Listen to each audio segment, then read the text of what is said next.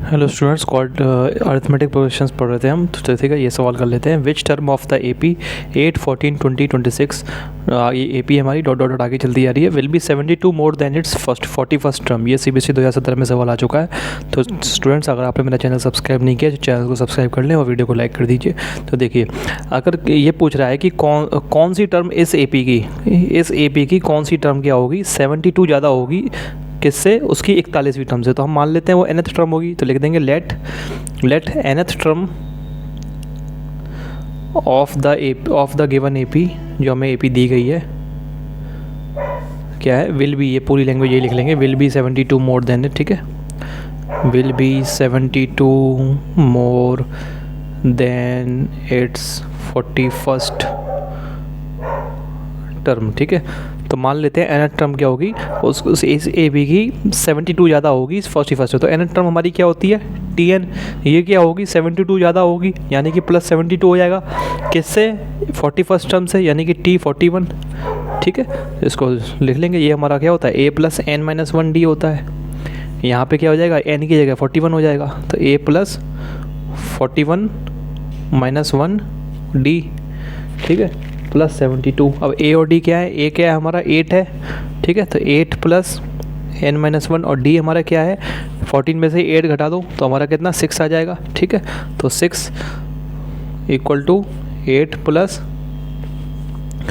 40 into 6। ठीक है, plus 72। अब इसको सॉल्व करके आपको n की वैल्यू निकालनी है। ठीक है, जो n की वैल्यू आएगी वही हमारी आंसर आ जाएगा। तो ये 8 इधर भी है, 8 इधर भी है, दोनों जाके उधर 8 उधर चला जाएगा, 0 हो जाएगा। तो आपका हो जाएगा n माइनस 1 इंटू, सॉल्व कर लेते हैं इसको, 6n माइनस 6। ये हमारा क्या हो जाएगा, 6 4 24, 240 प्लस 72। ठीक है, तो हमारा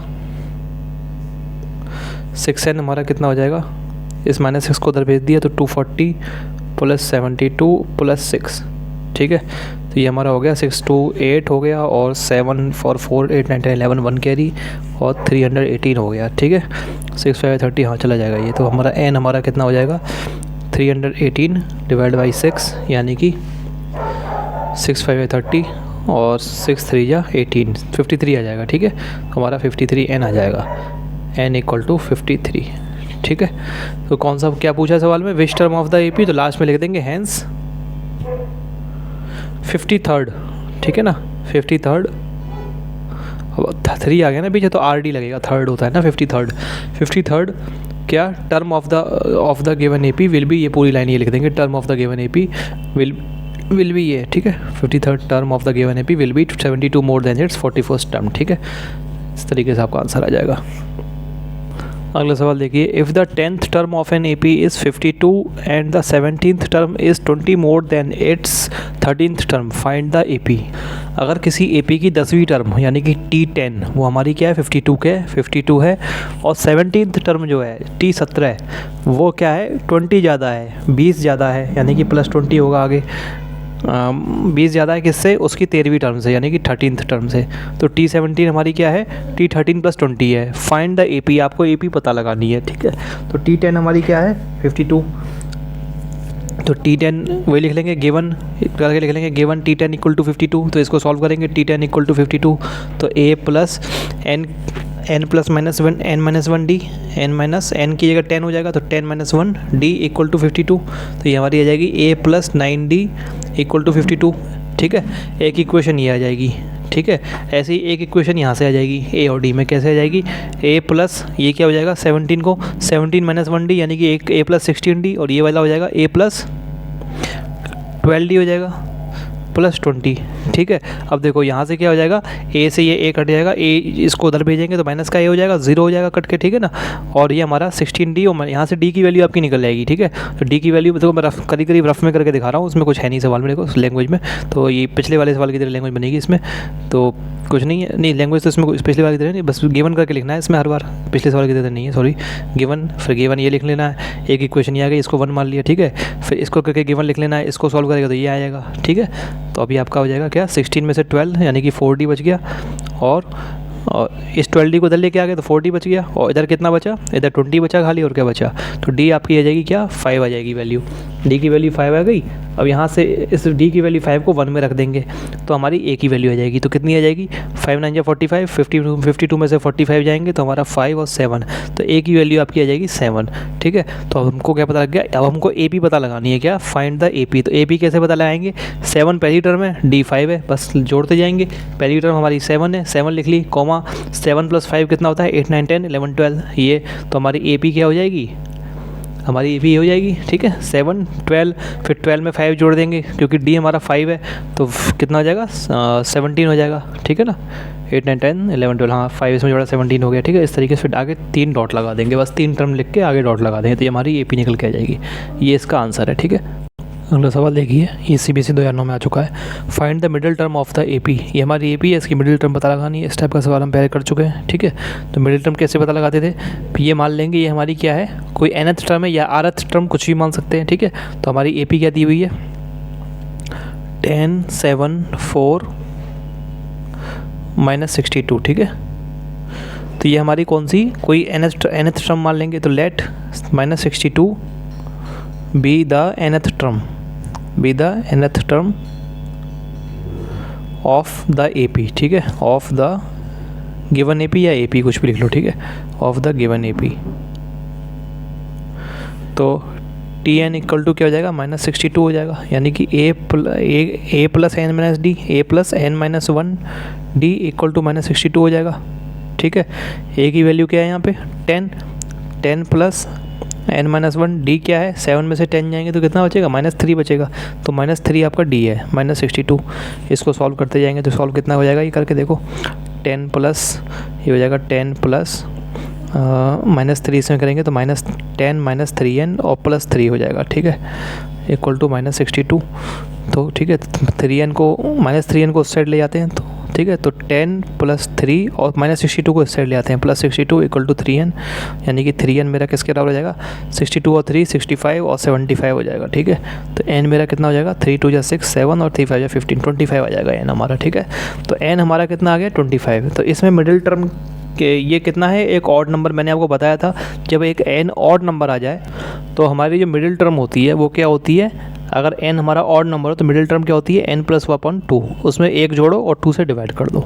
ठीक है, तो कुल मिला के याद करने का एक तरीका ये भी है कि अगर ये हमारा ऑड नंबर होता है इसको इवन नंबर बनाओ। इवन नंबर बनाने के लिए क्या, 1 जोड़ो, तो 1 जोड़ा तो 26, जोड़ के इवन नंबर बनाओ उसे। तो जोड़ के इवन नंबर कैसे बनाएंगे, 25 से बड़ा नंबर क्या होता है 26, 1 जोड़ा और 2 से डिवाइड कर दिया, तो 13th टर्म जो होगी हमारी क्या होगी, 13th टर्म वो हमारी क्या होगी, मिडिल टर्म होगी। तो ठीक है, तो लिख देंगे काउंट ऑफ मिडिल टर्म। कौन सी टर्म हमारी मिडिल टर्म होगी, काउंट ऑफ मिडिल टर्म। ठीक है, या तो ऐसे लिख लो या फिर ऐसे लिख सकते हो, मिडिल टर्म विल बी कौन सी होगी, 25 + 1 / 2 इक्वल टू 13th आ जाएगी। 13th टर्म, जो 13वीं टर्म होगी वो हमारी क्या होगी, 13th टर्म। ठीक है, या फिर यहाँ पे भी ऐसे लिख सकते हो, 25 + 1/2 इक्वल टू 13th टर्म।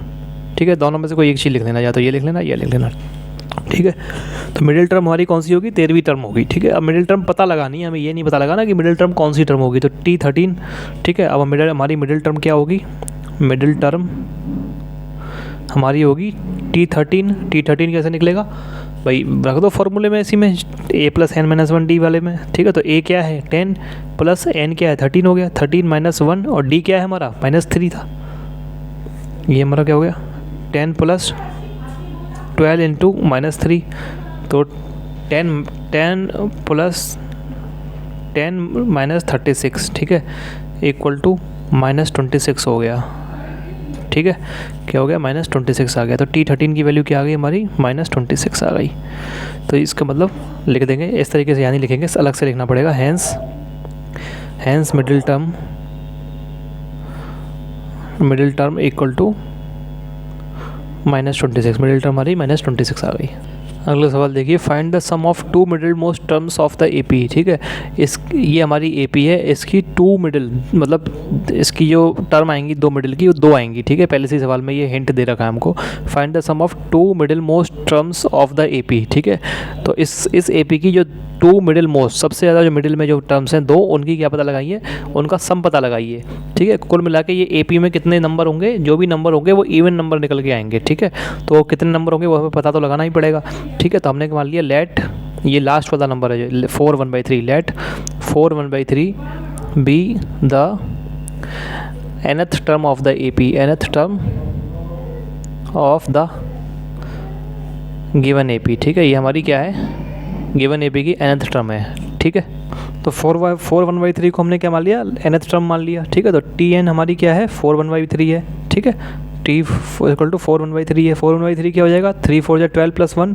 ठीक है, 4 1 मैंने आपको बताया था क्या होता है, 4 1/3 इस तरीके से, इसका मतलब क्या होता है 4 + 1/3। तो इसको ऐड कैसे करेंगे, 3 4 या 12 + 1 / 3 यानी कि 13/3। ठीक है, तो हमारा टी एन हमारा nth टर्म ये हो गई। फॉर्मूला रख देंगे a + n-1 d = 13/3।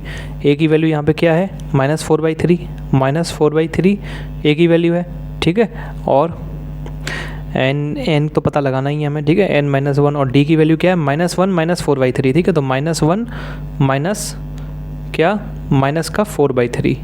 ठीक है, इस चीज़ को ध्यान से देखना, d की वैल्यू क्या है, चाहो तो इसको अलग से निकालना चाहो तो, कि a हमारा क्या है -4/3, d हमारा क्या है, अलग से चाहो तो अलग से निकाल सकते हो, कोई दिक्कत नहीं है। ठीक है, तो ये हमारा कितना हो जाएगा, 13/3 हो गया।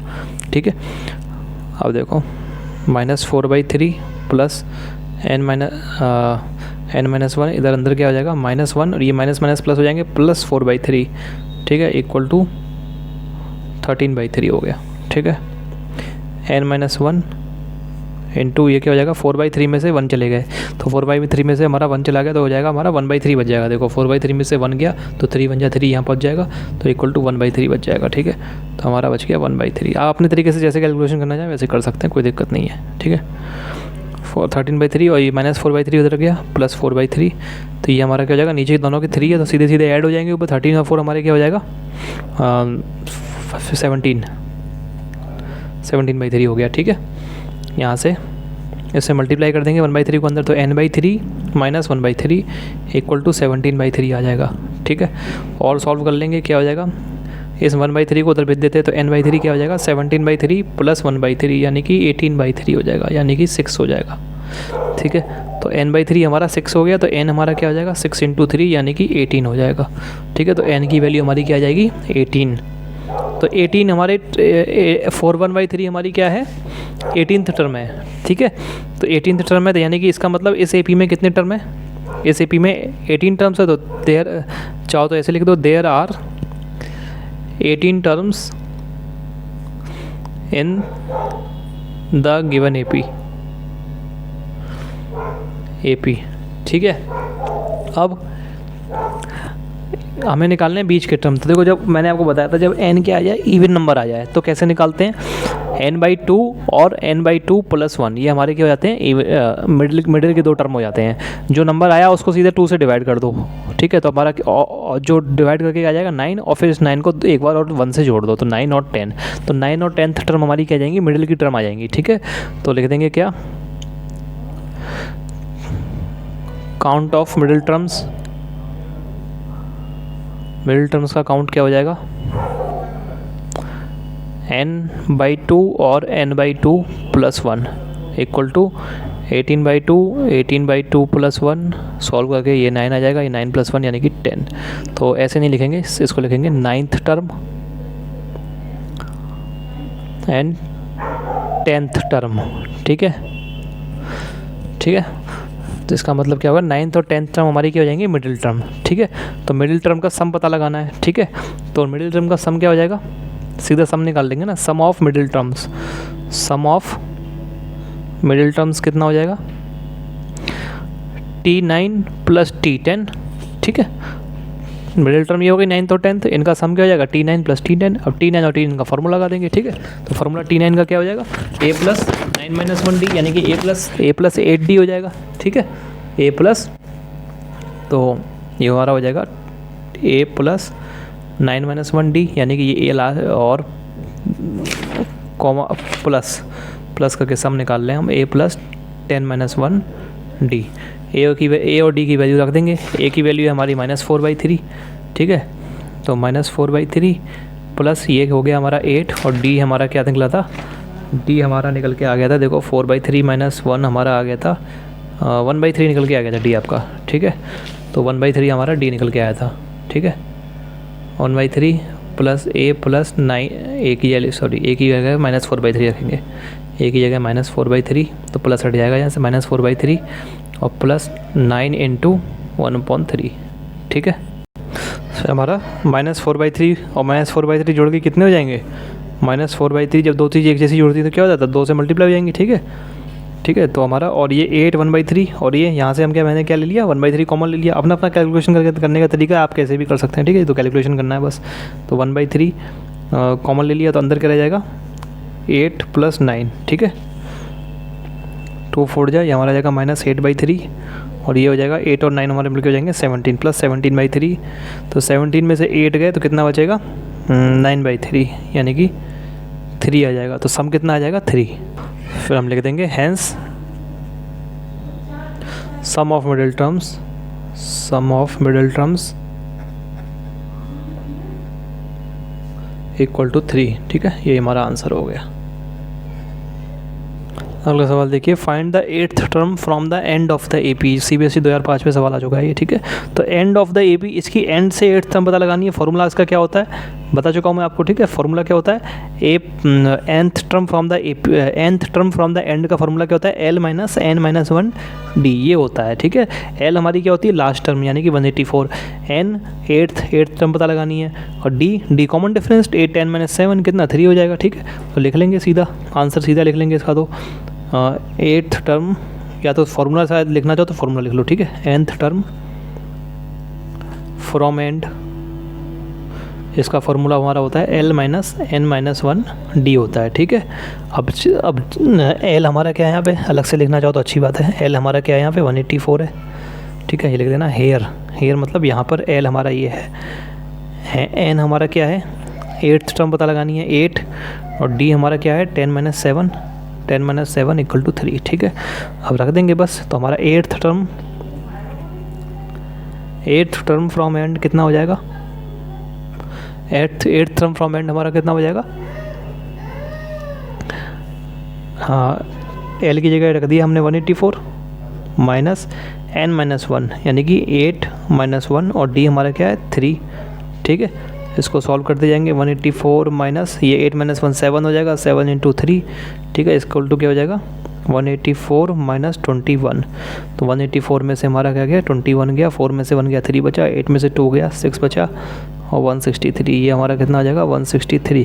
तो हमारा 8th term from the end कितना हो जाएगा 163 आ जाएगा। अगला सवाल देखिए, the 4th term of an AP is 0। जो चौथी टर्म है किसी एपी की वो क्या है 0 है। Prove that it's 25th, prove करिए कि उसकी 25वीं टर्म क्या है, is triple it's 11th term, ठीक है। तो T4 हमें 0 दे रखा है, और हमें ये प्रूव करना है कि उसकी जो है 25वीं टर्म यानी कि T25 क्या है 3 गुना है उसकी 11वीं टर्म की, यानी कि 3 गुना है T11, ये हमें प्रूफ करना है, ठीक है। T4 0 दे रखा है, ठीक है। तो हमें क्या दे रखा है T4 0, ठीक है। तो T4 हमें 0 दे रखा है, और ये प्रूफ करना है कि T25 इक्वल टू 3T11, ठीक है। ये लिख लिया मैंने छोटा सा यहाँ पे। देखो तो सॉल्यूशन कैसे करेंगे, गिवन क्या दे रखा है, गिवन क्या है T4, या फिर कह लो 4th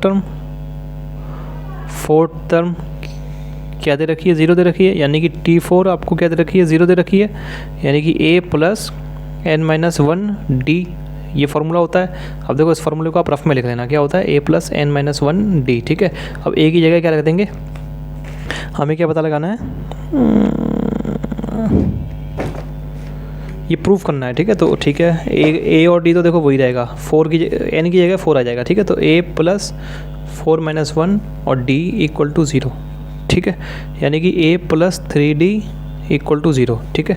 A प्लस 3D हमारा क्या गया 0 हो गया। इसको हमने क्या मान लिया, पहला मान लिया। हमको क्या प्रूव करना है कि 25वीं टर्म जो होगी वो 3 गुना होगी 11वीं टर्म का, ठीक है। तो 25वीं टर्म निकाल लेते हैं क्या होगी, तो T25 कितनी होगी A प्लस 25 - 1 D, यानी कि A प्लस 24D, ठीक है। और 11वीं टर्म कितनी होगी,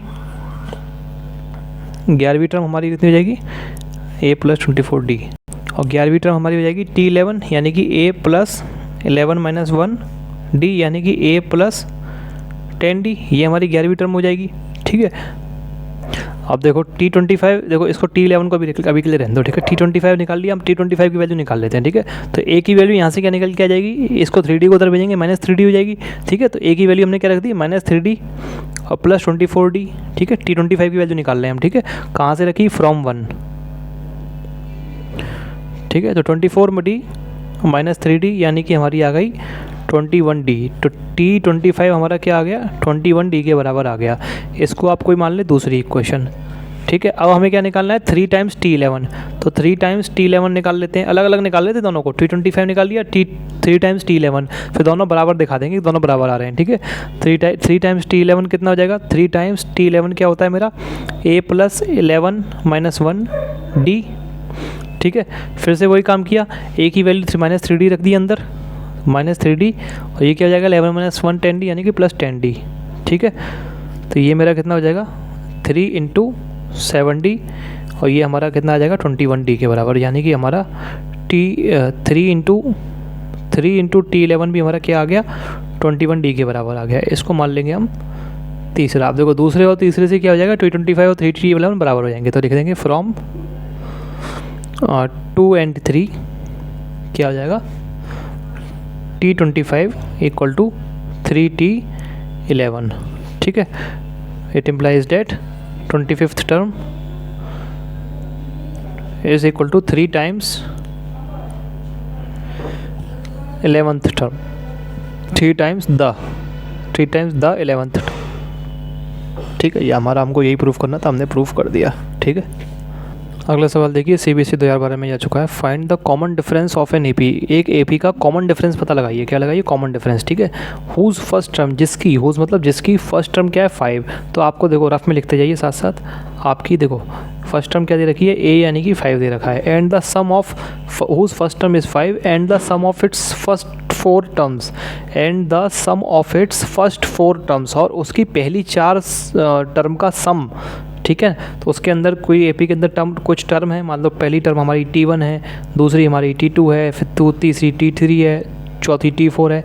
तो पहली 4 टर्म का जो सम है, ठीक है, पहली T1 T2 T3 T4, ठीक है, हमारी पहली 4 टर्म का जो सम है, मतलब T1 + T2 + T3 + T4 is half the sum of the next 4 sum. वो आधा है, इज़ हाफ वो आधा है sum of the next 4 sum, next अगली 4 टर्म का सम का आधा है। तो अगली 4 टर्म कौन सी हो जाएंगी, T5 T6 T7 T8, ठीक है। तो इन 4 टर्म का सम का ये आधा है, ठीक है। तो इनका सम क्या हो जाएगा, T5 + T6 + T7 + T8। तो इनके सम का क्या है, आधा। तो इनका, इसका सम क्या हो गया, ये हो गया, इसका आधा क्या हो गया, ये हो गया, ठीक है। तो मतलब जो पहली सम ऑफ इट्स फर्स्ट 4 टर्म, पहली 4 टर्म का जो सम है वो क्या है, आधा है किसका, या तो ऐसे लिख लो इक्वल टू आधा है, वो आधा है किसका, इनका, ठीक है। अगली 4 टर्म के सम का, इसके इन 4 टर्म का सम का आधा है, ठीक है। तो और A हमारा ये है। तो 2 इन्फॉर्मेशन दी हुई है, एक A दे रखा है और एक ये दे रखा है, ठीक है। आपको क्या पता लगाना है, कॉमन डिफरेंस पता लगाना है, ठीक है ना, कॉमन डिफरेंस, ठीक है, मतलब D पता लगाना है। तो ठीक है, कैसे लगाएंगे, सॉल्यूशन लिख लीजिए, ठीक है। गिवन क्या दिया हुआ है, फर्स्ट टर्म हमें क्या दिया हुआ है, यानी कि A हमें क्या दिया हुआ है, 5 दिया हुआ है, ठीक है। और क्या दिया हुआ है, गिवन ये लिख लेंगे क्या, सम ऑफ फर्स्ट 4 टर्म्स इज, ठीक है, सम ऑफ फर्स्ट 4 टर्म्स किसके बराबर दे रखा है, 1/2 of half of sum of next 4 terms, ठीक है। अब क्या करेंगे, देखो सम ऑफ फर्स्ट 4 टर्म कितना हो जाएगा, T1 + T2 + T3 + T4, ये कितना है, आधा है हमारा T5 + T6 + T7 + T8। अब कैसे सॉल्व करेंगे, T1 को मैं क्या ले सकता हूँ, T1 क्या होता है, पहली टर्म क्या होती है, A यानी कि A। दूसरी टर्म क्या है, T2 क्या होती है, A + D होती है। तीसरी टर्म क्या होती है, A + 2D हो जाएगी, और क्या हो जाएगी, ठीक है, इसमें एक और D जोड़ देंगे, और प्लस चौथी टर्म क्या हो जाएगी, A + 3D हो जाएगी। यही तरीके से यहाँ पे कर लेंगे, ये हो जाएगी 5 वाली A+ कितना 5 - 1D यानी कि A + 4D प्लस ए से हो जाएगी ए प्लस 5d, ठीक है, ये ए प्लस 6d हो जाएगी, ए प्लस 6d हो जाएगी, और ये उसी फॉर्मूले से हो जाएगी ए प्लस n माइनस 1d वाले से। तो n यहाँ पे 5 है तो 5 माइनस 1 यानी कि 4, तो ये 4d हो गया, इधर ये 5d हो गया, इसी तरीके से ये 6d, और ये वाली टर्म क्या हो जाएगी a प्लस t8 क्या हो जाएगी a प्लस 7d हो जाएगी, ठीक है। ए हमको पता है क्या दे रखा है, ए हमको क्या दे रखा है 5 दे रखा है, ठीक है, तो 5 रख देंगे ए की जगह, और डी रह जाएगा, फिर डी में इसको सॉल्व कर लेंगे, ठीक है। तो हमारा 1 2 3, हाँ तो ए कितनी बार है 1 2 3 4, तो हमारा पहले तो ए को ऐसे ही रहने दो 4a, और डी कितनी बार है डी और 2d और 3d, डी और 2d मिलके हो जाएंगे 3d, 3d और 3d मिलके हो जाएंगे 6d, ठीक है। ऐसे इधर हो जाएगा ए कितनी बार है ध्यान से देखो 1 2 3 4, 4 बार ए है तो 4a, डी कितनी बार है 4d और 5d मिलके 9d हो जाएंगे, 9d और 6d कितने 6d मिलके कितने हो जाएंगे 15d, और 15d और 7 15 और 7 मिलके कितने हो जाएंगे 22d हो जाएंगे, ठीक है। 4a प्लस 22d हो जाएंगे, है ना। 4 और 5 6 11 प्लस 4 15 और 7 कितने 10 11 12, हाँ 22 हो जाएगा, ठीक है। एक बार चेक और कर लिया, तो देखो अब कुछ नहीं है, आपको ये हमारा क्या हो जाएगा, और यहाँ से पूरे इन दोनों में से 2 कॉमन ले लिया तो अंदर क्या रह जाएगा 2a, 2 से डिवाइड कर दिया 4a को कर दिया 2a हो गया, इसको किया तो 11d हो गया, 2a तो 4a प्लस 6d मेरा क्या हो जाएगा ये हो जाएगा, ठीक है। a की वैल्यू मुझे पता है तो a की वैल्यू रख देता हूँ अब, ठीक है। तो 4 × 5 यानी कि 20 हो जाएगा, ये 20 चाहो तो लिख दो a की value 4 × 5 plus 6d equal to 2 × 5 plus 11d, ठीक है। आगे लिख देना सिंस a इक्वल टू 5, ठीक है। 20 plus 6d equal to 5 to 10 plus 11d, ठीक है। अब क्या निकालना है d, 6d को उधर भेज देते हैं तो इधर क्या रह जाएगा, और 10 को इधर ले आते हैं तो 20 minus 10 equal to 11d minus 6d, तो यहाँ से हमारा ये 4d रह जाएगा, 4d हमारा किसके बराबर हो जाएगा 10 के, ठीक है। तो d हमारा क्या हो जाएगा 10/4 यानी कि 2 2 या 2 5 या 10 2 2 या डी हमारा क्या निकल के आ जाएगा 5/2 निकल के आ जाएगा, ठीक है। अरे सॉरी ये 11d में से 6d का तो 5d बचेगा, ठीक है, थोड़ी गलती हो गई यहाँ पे, 6 और 5 11 तो 5d, डी मेरा कितना आ जाएगा डी मेरा आ जाएगा 10 आ जाएगा, ठीक है ना। 5d इक्वल टू 10 तो डी मेरा 2 आ जाएगा, ठीक है, डी मेरा 2 आ जाएगा, 5 2 या 10, ठीक है, डी 2 आ जाएगा, डी मेरा 2 के बराबर आ जाएगा, यही हमारा आंसर है, ठीक है। डी तो हमको निकालना था, वो करना क्या था, ठीक है। तो लिख देना डी की ऐसे मत लिखना, एक और लिख देना, एक लाइन लिख के हैंस, क्योंकि हमें उसमें क्वेश्चन में ये दे रखा है कॉमन डिफरेंस निकालना है, ठीक है। डी तो उसने दे नहीं रखा है हमें, तो hence common difference equal to 2, ठीक है, ये हमारा आंसर हो गया, ठीक है। एक बार ये फाइनल ऐसे लिख देना चाहिए, क्योंकि उसमें डी दे के नहीं पूछा क्वेश्चन, डी तो हम खुद मान लेते हैं ना। अगला सवाल देखिए, if the sum of second and seventh term, अगर सेकंड और सेवन्थ टर्म का जो सम है, ठीक है, सम मतलब प्लस कर दिया, ऑफ एन AP इज़ 30, कितना है 30, if it's 15th the sum of the second and seventh terms of an AP, जो सम है सेकंड और सेवन्थ टर्म का किसी AP का 30 है, if it's 15th term is 1, और उसकी जो 15वीं टर्म है वो कितनी है 1 है, नहीं सॉरी 1 नहीं है, पूरा पढ़ो, 1 less than twice its 8th term, तो उसकी जो 15वीं टर्म है वो एक कम है, 1 लेस, ठीक है, 1 लेस यानी कि -1 हो जाएगा, किससे कम है, then twice its 8th term, दुगने से कम है, किसके 8th टर्म के दुगने से, यानी कि 2 टाइम्स T8 यानी कि 15वीं टर्म जो है वो 8वीं टर्म के दुगने से एक कम है, ठीक है। तो ये हमारी ये 2 इक्वेशन यहाँ से आपकी आ जाएंगी, ए और फाइंड द AP पता लगाना है, तो AP पता लगाने के लिए हमें क्या चाहिए होता है, एक A चाहिए होता है और एक D चाहिए होता है, बस इन 2 चीज़ें बताओ तो हमें AP पता लग जाती है, A मतलब फर्स्ट टर्म और D मतलब कॉमन डिफरेंस, ठीक है। इनको आप सॉल्व कर लेंगे A और D रख के, तो ये आपकी 2 इक्वेशन A और D में आ जाएंगी, इनको बस सॉल्व करना और कुछ नहीं है। देखो इसको सॉल्व करेंगे तो क्या हो जाएगा, T2 क्या हो जाएगा A प्लस D, ये क्या हो जाएगा A प्लस 6D हो जाएगा इक्वल टू 30, यहाँ से 2A plus 7D equal to 30, एक इक्वेशन तो आपकी ये आ गई, ठीक है। ऐसे यहाँ से एक इक्वेशन आ जाएगी A प्लस 14D हो जाएगा ये ठीक है, T15 और इक्वल टू कितना 2 times A plus 7D minus 1, ठीक है। इसको आप सॉल्व कर लेंगे दोनों, ये दी इसको भी सॉल्व करके एक इक्वेशन A और D में आ जाएगी, दोनों इक्वेशन को सॉल्व कर लेंगे, जो भी इक्वेशन आएगी उसको दूसरी कर लेंगे, तो आपका A और D की वैल्यू निकल जाएंगी। A और D की वैल्यू निकल गई, उसके बाद AP कैसे पता लगाते हैं, AP हम कैसे पता लगाते हैं, पहले A की जो वैल्यू आएगी वो लिख लेंगे, ठीक है, उसको लिख लेंगे, फिर उसमें A प्लस D प्लस कर देंगे, फिर A प्लस D में इसमें D दोबारा प्लस कर देंगे तो A प्लस 2D हो जाएगा, ठीक है। जो भी वैल्यू आएगी वो लिखेंगे यहाँ पे, ठीक है। तो इस तरीके से आपकी A भी पता लग जाएगी। तो आपकी जो AP आएगी वो आएगी 1 5 9 13, ये आ जाएगी आपकी AP, ठीक है। तो मतलब A आपका 1 आ जाएगा, और डी आपका क्या आएगा 4 आएगा, ठीक है। ये A1 आएगा, D4 आएगा, आपकी AP आ जाएगी, ठीक है। ये आंसर चेक करने के लिए मैंने बता दिया, ठीक है। तो स्टूडेंट्स फिलहाल इस वीडियो में इतना ही। अगर आपको वीडियो अच्छी लगी तो वीडियो को लाइक करें, चैनल को सब्सक्राइब करें और वीडियो को ज़्यादा से ज़्यादा लोगों के साथ शेयर करें। आपका वीडियो देखने के लिए बहुत बहुत शुक्रिया।